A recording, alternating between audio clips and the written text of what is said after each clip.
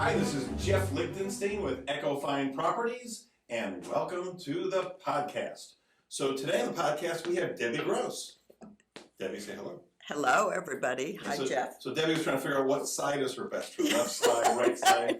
So if you have an opinion, you can write on in, or I guess you, how do you? Comment section. In the comment section, so you can vote on what side. Oh, no. Debby's best side is. So Debby is interesting in that she has a license both in Georgia and in Florida, and then a really interesting background. You were a school teacher at one time. You were in the nightclub business. Yes, I've had a lot of careers. Yeah, there's a lot of interesting. But you've been licensed in Georgia. It's over 20 years so far. Yeah, 23, 1999. So what's the difference between Georgia, it's interesting being licensed in another state, yes, and then Florida? So what do you find is the major Well, the contracts are much more complicated in Georgia. We have to add the seller's disclosure. The legal description has to actually be its own exhibit. And Really? if it's not an exhibit, the buyer can get out of the contract. So, and then of course we call it earnest money and not deposits. We call them amendments and not addendums. The buyer always chooses the closing attorney. Closing costs are negotiated in Georgia. These are all different then. It's totally different. As a matter of fact, my broker in Atlanta, when I first got licensed here, he said to me, comparing the Georgia contract to the Florida contract is like comparing vanilla ice cream to chocolate fudge swirl. And they're that different. Yeah. So, what is the closing date? Do they have on or about? Like I think it's New York. There's on or about, and people think they can come here and we're going to move the closing date to some other date. It is set in stone. Now, of course, you can change it. But you have to do an addendum to change it. Yes, exactly. But we don't put on or before. You just put one date, and then you do have a 7-day right of. What do I want to say? Like a rescission? Rescission. So yes. Is that like a condo? Like where right now, any condo you buy, it's 3 days. So is it automatically? Well, if you want to change the closing date in Georgia, you can automatically change the date for 7 days without penalty. You mean like how many days before closing? You could do it the day before if you wanted to. So you're a day before closing and you need the money to get into another house and somebody says, I'm moving it 5 days from today, and you can do that. Legally you can. Yes. So it's like when in Rome do as the Romans, and there's all these different states, especially the Northeast, and there's on or about, and so you have that, you can move the date. That's crazy. So Florida is the effective date, meaning you're turning if you're the seller, you're turning the keys over, stuff has to be out of the house, and if you're the buyer, you better, it's not show me the money, bring the money, because you're closing that day or you're out of contract. You have to have an amendment to move it. Right. Well, you do need that amendment in Georgia, but you do have the right to automatically do that. That's so weird. So how hard was the adjustment when you came here to? Well, it was very difficult. Year, it was hard for you. It was very hard. Well, first of all, I didn't understand.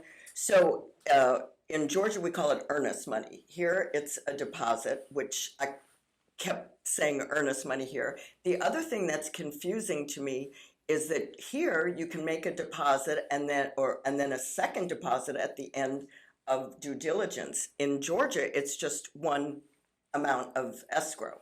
It's interesting. So if you're doing so here, people put down $1,000. They usually, or they're putting a low amount, and then after 10 days or the inspection period, typically you're seeing that second deposit. So there's no second deposit? No, it is one amount. And so it's probably more serious that way.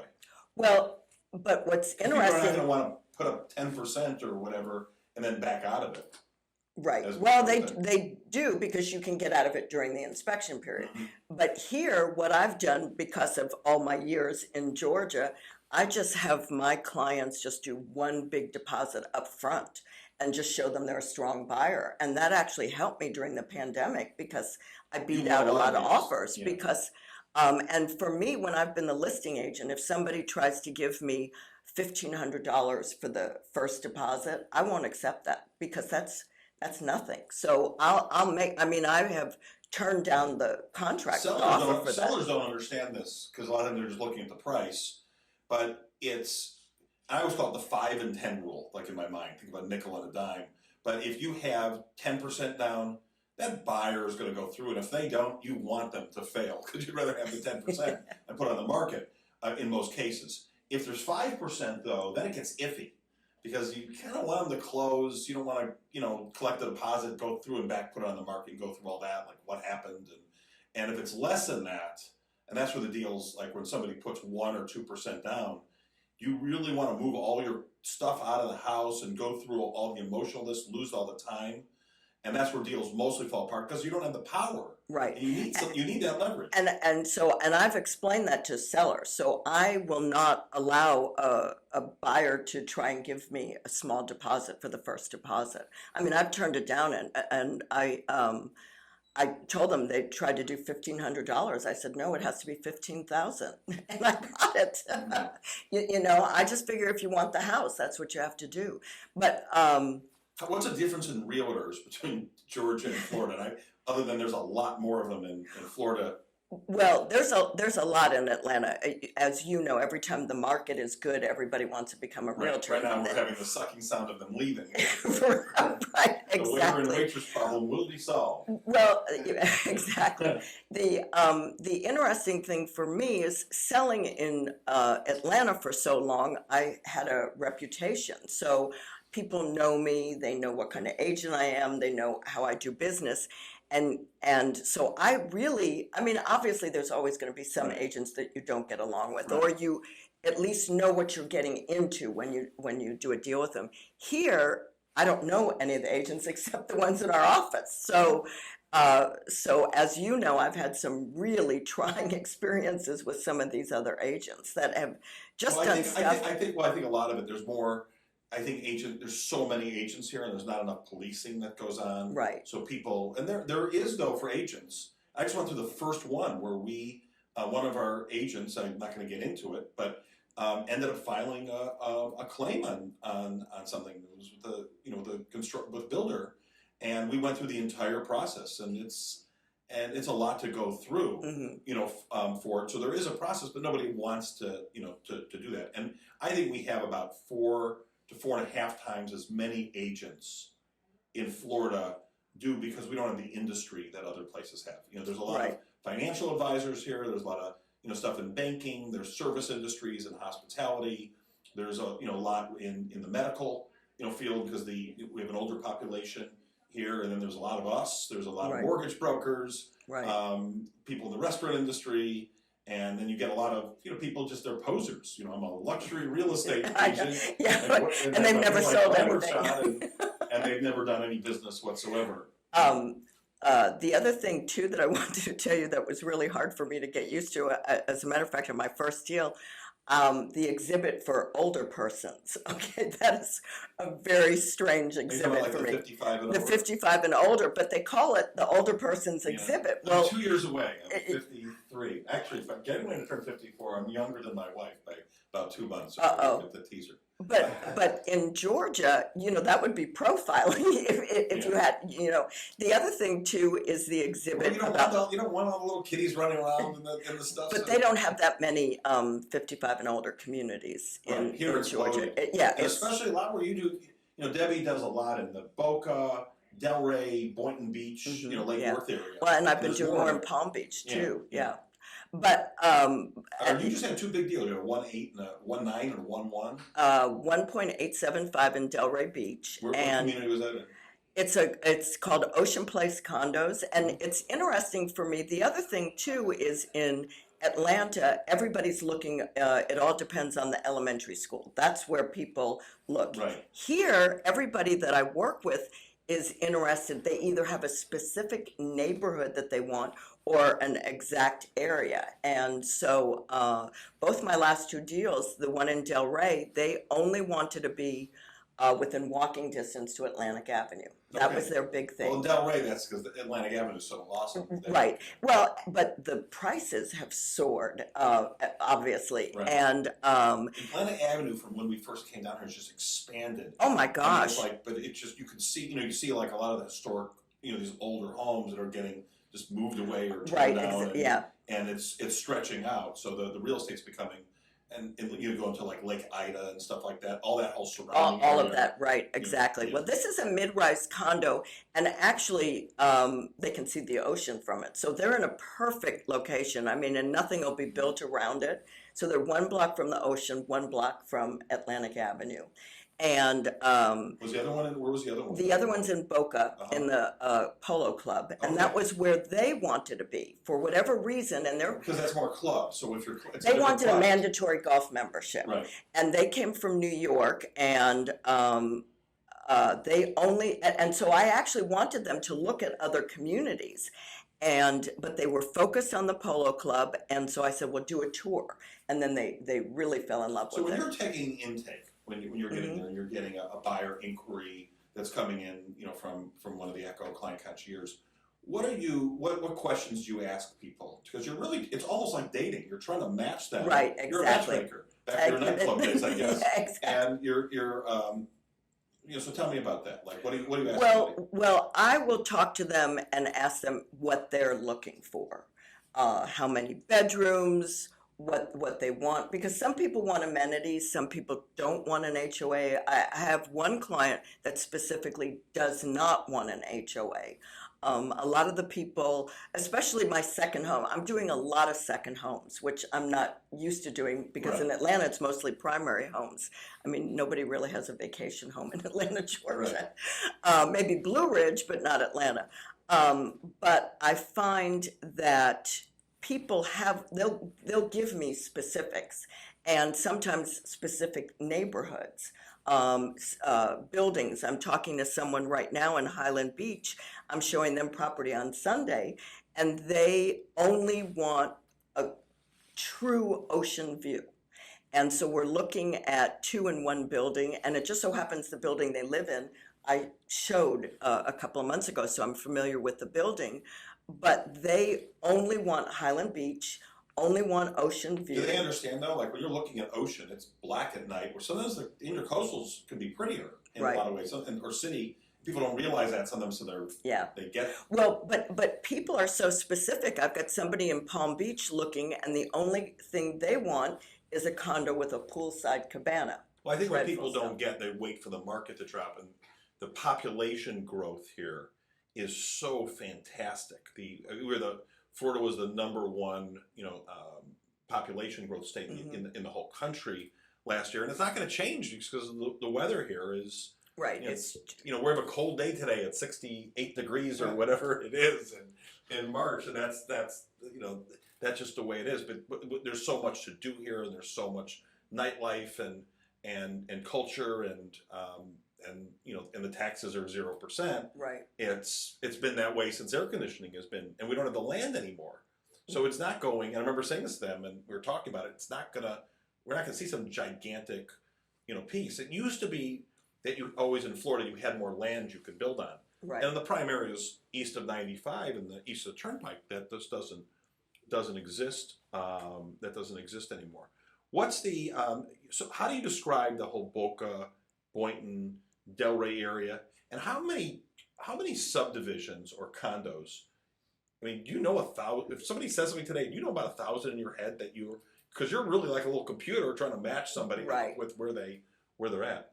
Well, what's interesting is that all of these mandatory membership communities have all raised their fees. Because they're not building anymore. Right. That supply is stuck. Right. And so they can get these fees. But in Boca, people are still buying. In Boynton Beach, in the membership community, they've raised the fees so much that it's hard to sell these properties in some of the golf communities in Boynton. Is that because they haven't put money into the club and it's still older? No, they've renovated. I have a listing in one, and they've raised the membership to $75,000. What was it at before? 45. Okay, that's a big. That's huge. But it's all catching up to it. It just takes time. Right. Because we've seen everywhere the memberships they filled up because there's been such population in here, and they're not building any golf clubs anymore. Right. So the supply, I think, the supply side. But how many? And in Delray. But how many clubs and condos would you guess inventory wise today? Oh my gosh. Well, every day I'm learning new ones. Boy, I can't even put a number on it. I mean, it's fun for me because the longer I've been here, I can Yeah. say, well, So I you're, showed in that that's where building. experience really takes off. An agent has to know the inventory Yes. because you're going through that. We have a spot on the website called Echo Home Match, and if you go there, there's a questionnaire on it, and it's like a little dating service, and you'll say, do I want to be in a golf club community? How much? Do I want to be in an equestrian community? Do I want to be in no membership, or do I want to be in there? And that's really what you're doing in there. Yes. Is a lot of it's not the house, because they'll come in. I want a 4-bedroom, 3-bath house under 500 or under $1 million, and no, where do you want to be? Right. In there, like the Delray versus downtown versus Well, and in Delray, anybody looking in Delray that I've been working with always wants to be close to Atlantic Avenue. right. That's why they go to Delray. And if you have two people buying it, if you have if you have two partners or a husband and wife, you've then got to really talk to both of them, because a lot of times both of them have completely different ideas, and one person will tell you one, and you're out showing the first or second property, and all of a sudden it's like, I'm not interested in this. Stop the showings, and you're then running around canceling showings and going. So you always have to talk to both. Well, and both that people. happened to me with my big one for 1875. The husband and wife were not on the same page. And fortunately, when they got here, because I had been talking to the wife most of the time, and we did put in an offer on something else. And the husband was using a big bank, and his financial advisor is in the Northeast. And they went in low on the last deal, and it ended up going 110,000 over ask. And I tried to get him to put 10% down, and he would only put $50,000 down. I thought, you know what? I'm just going to do it the way they want to do it. We didn't get it. Well, this time I convinced him. I said, look, this is nothing against your advisor in the Northeast, but Right. he's not here in Florida. He doesn't know what's going on here. So I got him to talk to my Very different. lender. I mean, sometimes they have to, Right. lose a couple Exactly. to do it. And he and the wife were fighting a lot about it. And I said to her when they came here, I said, now, does your husband know what's going on? Or she goes, Debbie, he's got the program. I said, okay. All right, good. And good, so good this husband. When he time- knows, he's in a lot of trouble if he doesn't. Well, this time the funny thing is he ended up, before I couldn't get him to put $50,000 down. This time he put $375,000 down. Yeah. Well, he knows there's got to be bad conversations at night going on there. Exactly. You ruined what? What? Yeah. But yeah. So the one that got away is like not a good thing. What is? Give me a quick, most favorite story in real estate. Well, I have a really funny one. When I was in Atlanta, I was working with this couple, and they were having a baby. I sold their condo, and we were in negotiations for this other house, and it was during the due diligence period. And once upon a time in due diligence, now all the contingencies end at midnight. Well, years ago, you'd put a time on that date, that it ended at 1 o'clock on this date or 5 o'clock on this date. So we have a time, whatever it was on that day, and there were things that they needed to ask for. I had to get this in that day, and then she goes into labor. At the house? No. Did you deliver the baby? No, but listen to this. They're in the labor room, Debbie and does delivery. I have to go, and I have to call them and go, okay, I know this is not a convenient time, Yeah. but you have to tell me what repairs you want. Otherwise, you don't get any repairs. So And they're in labor. And so anyway, so I got the information, was able to type it up, and we got our repairs. Okay, that is fun. What's the that is kind of weird. What is it? It was crazy. Yeah, that is crazy and good and all in one. How did your background of teaching and nightclub, how did both of those help you in real estate? Well, there. And what was the whole nightclub thing like? What was that? Oh my gosh, that was so much fun. It was really, really crazy fun. I managed the nightclub in the 80s in Dallas, which of course is telling my age. But anyway, it was wild and crazy in Dallas. I mean, the streets were paved in gold. They would do, commercial real estate deals. They used to call Thursday night real estate night in the Rio room. And it was just really out of the movies. It was crazy. So And what did here you I do? well, so I was the manager and the director of PR. So Okay. I did all the events and parties. Now, meanwhile, I moved to Dallas from Indianapolis, Indiana. So you know, you were dressed up if you wore How did you end jeans. up in the nightclub business though? It was so weird. I answered an ad, and well, my first nightclub was Alon, which was a big deal, and it was a very high profile nightclub, and so that's where I got my experience. And I thought it would be a part-time job. Mm-hmm. I had gotten a job at an advertising agency, and they said, "Well, you can't work at Alon and work here because all of our clients go to Alon at night." And I was like, well, I need that second job so I can find a first job if you won't hire me. And so that was how I got into and actually I wanted to work for the PR firm that was doing the PR at Alon. And the woman was hilarious. I really wanted to work for her. And she said, Debbie, why do you want to get in PR? She goes, look at me, I'm really 23 years old. And of course, you know, she wasn't. She was in her 50s or something. But she said, you know, the PR promotions business ages you. So I used to do promotions. I mean, I do happy hour promotions. My job Did that help you in marketing today? Yes, You know, when you're absolutely. Because the nightclubs really don't have that much money. So I'd have to be creative, and I would do I would The do rock parties. Yeah, yeah. That rock candy was a hit, by the way. Yeah. Randy, can you ask Sarah, or can you see if we have any rock candy left? You know what? I actually have it in the trunk of my car. Okay. Well, you can't leave. You're on the Yeah, podcast. I know. I can. But Sarah has the rock candy. But you just did a promotion. Yes. And you were was it American Heritage? Yes, it was American Heritage Private School in Delray. And my client, I just sold a house a few months ago, and my client, her children go there. So, I mean, it looked great. I mean, we had teal everywhere. It was teal rock candy, and the kids were going crazy over this teal rock candy. And the parents, it was really funny because the parents were like, well, we used to eat this when we were young. Or then I had a couple of parents come up, and they'd go, oh, I'm picking this up for my child. And I'd be like, yeah, right. And they'd start laughing. It was a big hit. Tell me about Deb's Dine and Dash. Okay, so fortunately I've been so busy that we have not been able to do that, and the chefs have been busy. So my goal is to get rocking and rolling on that again. And I've actually Debbie does these reviews of these restaurants and do a little program. And well, the other funny thing is I don't know if you know this, but when I managed a restaurant at the Mansion on Turtle Creek, I managed the casual restaurant. I didn't even know you managed the restaurant. Yes, so. yes, I've managed restaurant. I mean, Jeff, I've had so many careers, and so anyway, I managed the casual restaurant there, and the staff used to refer to it as Deb's Dine and Dash. Okay. And so when Rob and I were talking about how to increase my social media presence, he's like, and so we came up with this idea, and he said, well, what should we call it? And I was like, Deb's Dine and Dash. And the funny thing is, this Sunday I'm having dinner with a friend from my we did a little logo days. For you and everything. Yeah, the logo. The logo. I mean, people. Well, the first one had like fire stars come out. Oh, there was like crazy logos.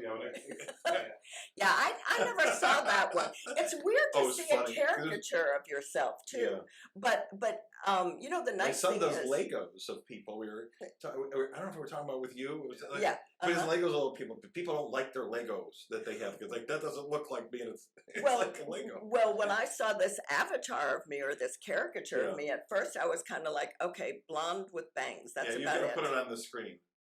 Yeah. I bet you if you ask, I bet you we have the old. I think I have it. Do you have it? I never saw that. I never. There's like fire coming out of your like. But you know what's nice about it is I actually had somebody ask me the other day. They said, "Hey, when are you going to do another Deb's Dine and Dash?" So that's nice that. But when people are coming here though, and this is where I think you're really good, is they're looking for community, but they're looking for what's around there. What are the restaurants like? What is the area like? Right. And you're social and you understand. And I've sent some people rentals or restaurant suggestions in Delray and Palm Beach and Boca. So here's we started doing this today. You ever watch Norm Macdonald? Oh, He I passed haven't- away yes. last year. Yeah. So he had this talk show, but he wrote jokes out. We have real estate jokes, and you get to read them. Oh, I get to read them? Yeah, so I got 2 for you. So you got to give good delivery and everything. So Okay. if you can read my writing, here's the first thing. Why is your lawn so healthy? It uses well water. Is that a good one? But That was a good one. Yeah. I like that better than the first round of jokes. Yeah. Well, there's the other Superman joke. So this is another Superman joke. This is from my dad who loves Superman. So it's a Superman real estate joke. Okay. What is Superman's favorite part of the kitchen? The stainless steel. He's a Superman fan? Loves Superman. I think he jumped off the roof, like when he was a kid, and because he couldn't fly and broke something or other. But he we would watch Do you like Superman? He collected all stuff. Yeah, I love Superman. Who's your favorite? The villains or the Superman? Out of just any characters, like the superhero characters. I liked Aquaman. Of all Aquaman. Aquaman? Aquaman. I'm Batman. Yeah, I would say Batman. I was waiting for an Aquaman movie, and I love the Aquaman movie because they did it funny too. What about you?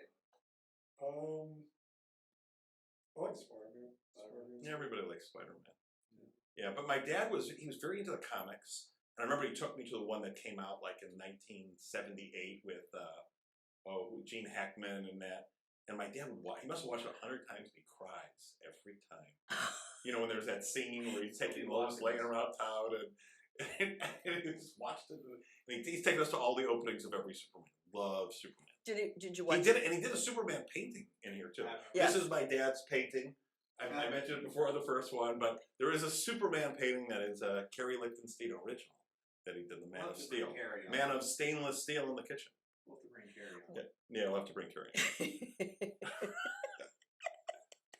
Well, wait, I do want to tell you one quick thing because Yeah. the stainless steel reminded me of this. One of the things, the nightclub that I managed, Yeah.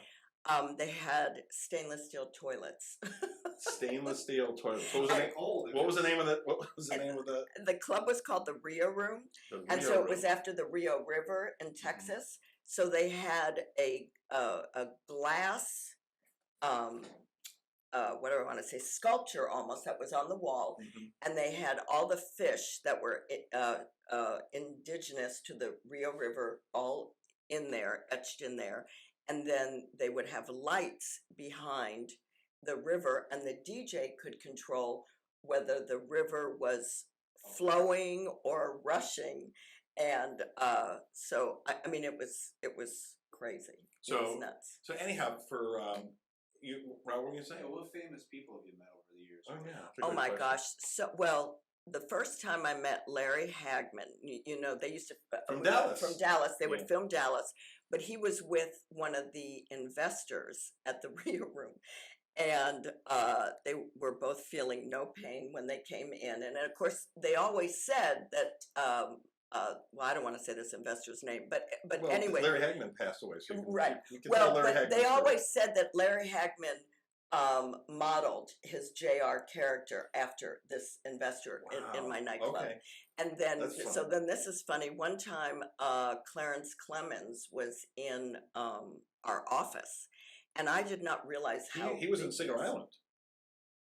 Oh, really? Yes. Yeah. Well, he was also in, we bought we represented the buyer who bought their place in Singer Island. Who's Clarence Clemens? from E Street Band, Bruce Springsteen. Yeah. Okay. He was the real big guy. He was here. He lived here. Only, well, I didn't recognize him because he was sitting down in a chair, and even sitting down, he's huge.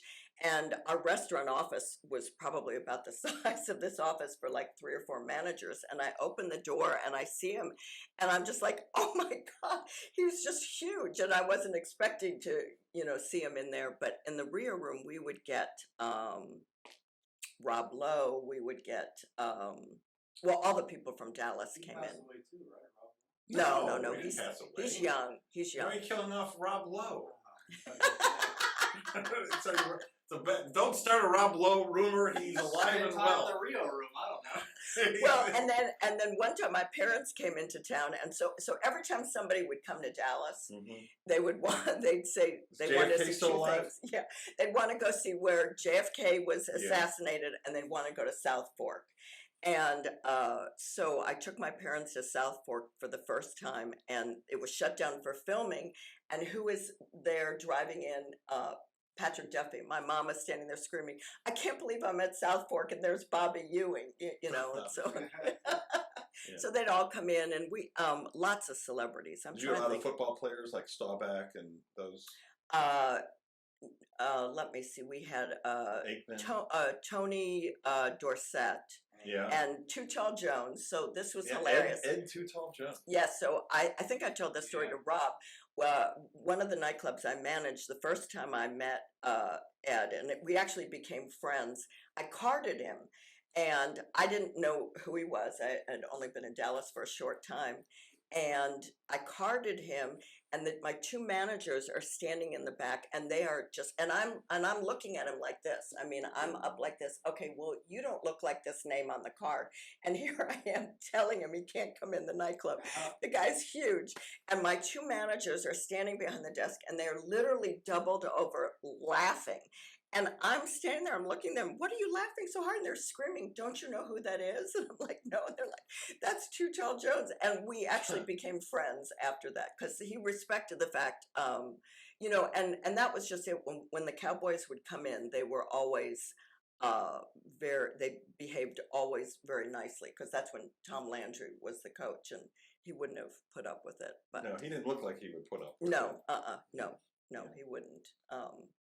So anything else you want to add? I think that's it. I mean, you've had me read bad jokes. Let's see. No, they're not. So, you know, if you're looking for somebody in Boynton Beach, looking for somebody in Delray, Lake Worth, Boca, or Palm Beach too. Yeah, you know, Debbie really knows those areas in and out. She's really good agent. She knows the inventory. She cares about, you know, her job, you know, very much, and will do a very good job for you. What's your phone number? 561-316-8355. Or Debbie at EchoFineProperties.com. Favorite food? Oh, eggplant parmesan. Ugh. I know most people don't like it. I love it. No, most people do like it. It's like That's my mortal enemy. That's my kryptonite. It's eggplant. Yeah. It's like soft and it's like slimy. And No. It's not when you do the parmesan. I didn't know you didn't like eggplant. That's my #1 least favorite food on this. It is a lot of people. My mom always made it for my birthday. I don't like peaches either. You don't like pizza? Peaches. Oh, peaches. Peaches I love.